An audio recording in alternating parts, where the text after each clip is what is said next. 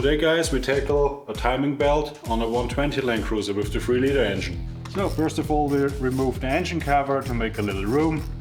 We open all the 10mm bolts with the infamous 10mm nut. On a 120 it's actually, or a 90 or 95, doesn't matter. It's pretty easy to make the timing belt because you don't have to remove a lot of things, actually nearly nothing. Then you remove the bracket of, they actually just hold these two water pipes. In most countries they don't even have this one, but in Austria they have because we are a cold weather country. Next thing is the timing belt cover. The timing belt cover is mounted with some 10mm poles also, and then we already see the timing belt. Have to go around the timing belt cover to open them.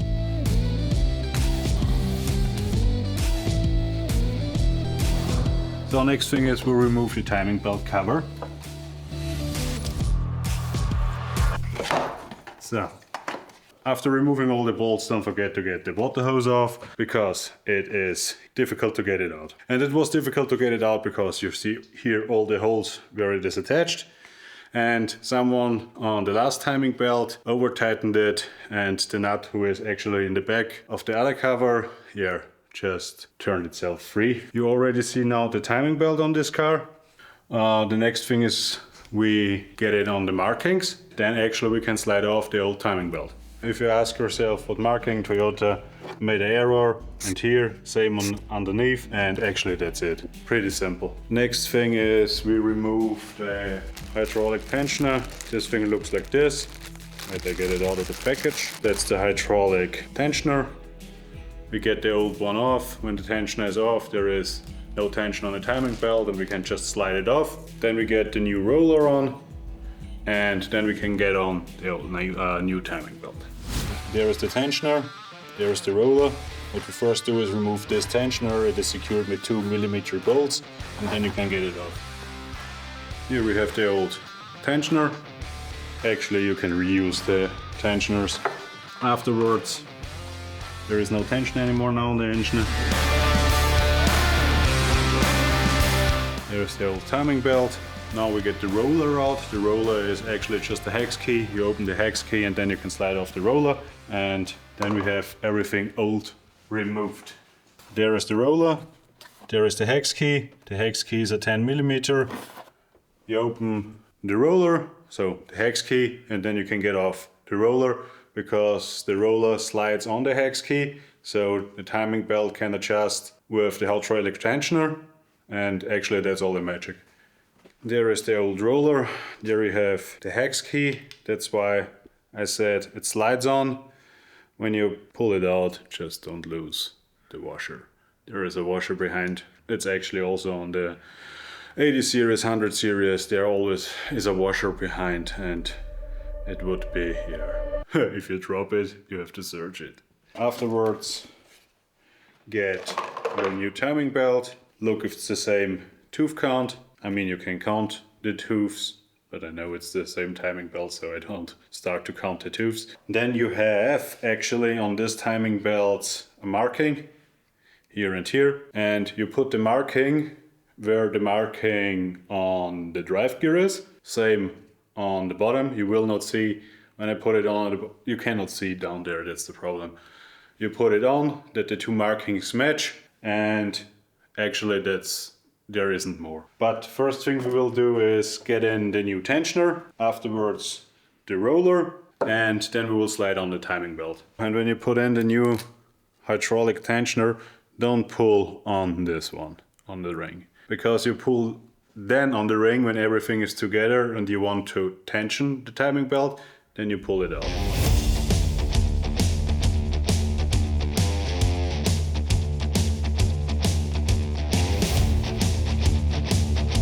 Afterwards, torque the two bolts. Just be careful, that's just two 10mm bolts.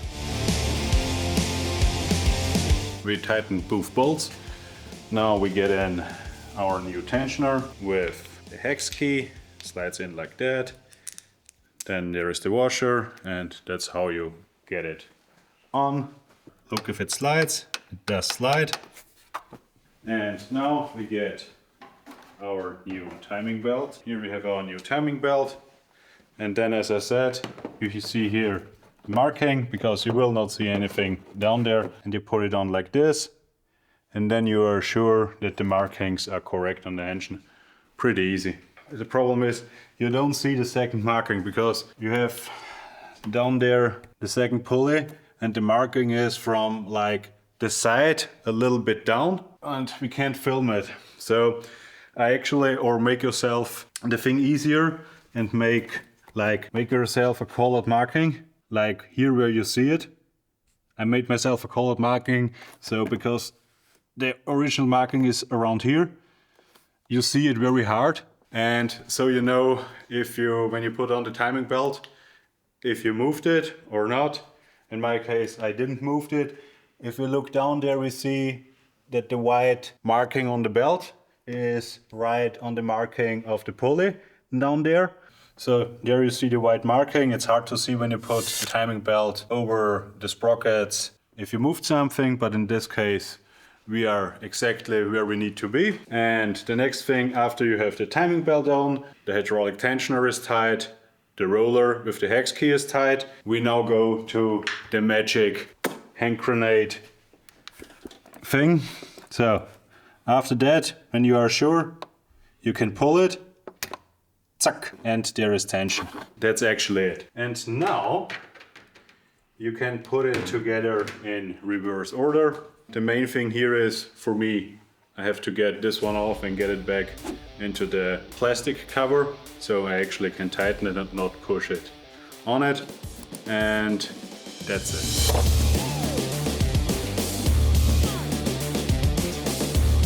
Afterwards you slide in the bracket.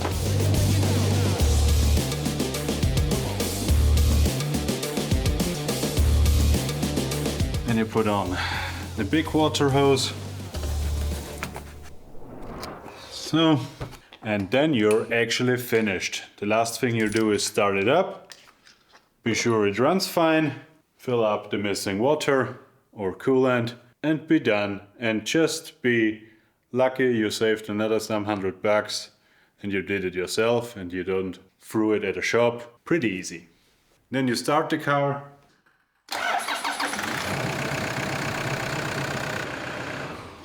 Runs fine, and you're done with the timing belt change. I hope you enjoyed this little DIY and it makes your life easier. We see us on the next episode.